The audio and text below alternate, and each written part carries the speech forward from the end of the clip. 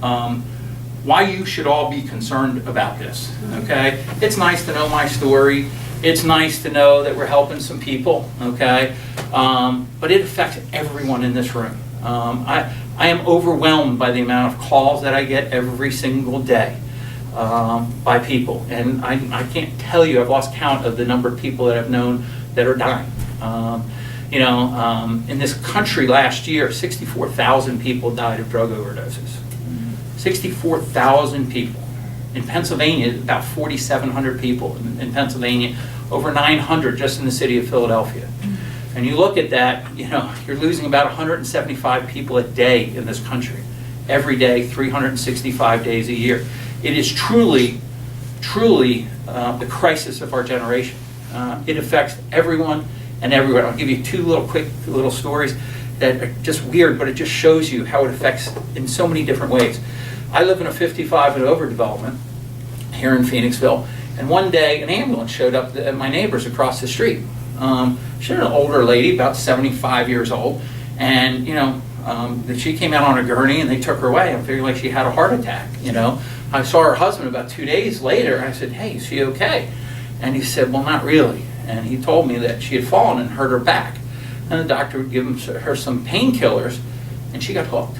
She was an opiate addict, and she was getting ready to go buy some heroin, and the doctor started weaning her off of it, and she went through massive withdrawal. So she was rushed to the hospital. 76-year-old, opiate addict. Today, my day today, we got our 10th young man in our home today. Super family, greatest people you'll ever meet, and their poor son, he's 32, has been arrested 15 times. He just got done spending 15 months in jail, and nothing violent, always just buying drugs or stealing something to go buy drugs.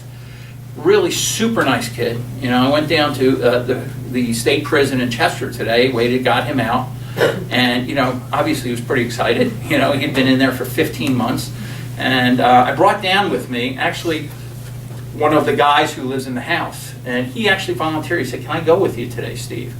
And I said, "Well, why?" He goes, "I know what it feels like coming out of jail, because we picked him up 3 months ago coming out of the same exact jail." And he says, "I'd like to be able to be there and support him and talk to him." So, we were waiting there for him when he got out today, and I said, "Where do you want to go eat?" Okay? Because they tell me the food in that jail is literally unedible. I mean, they say it is horrible. It's not good, it's just terrible. So he said he wanted to go to Chick-fil-A for whatever reason, okay? So I said, "Okay, whatever, first meal, no problem, we'll take you over to Chick-fil-A." And we're sitting there, and the three of us are just having a discussion. And some lady taps me from behind and was sitting behind me.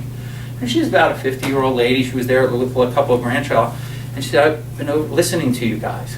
Can you tell me a little bit about your program and what you do?" Her son is an opiate addict.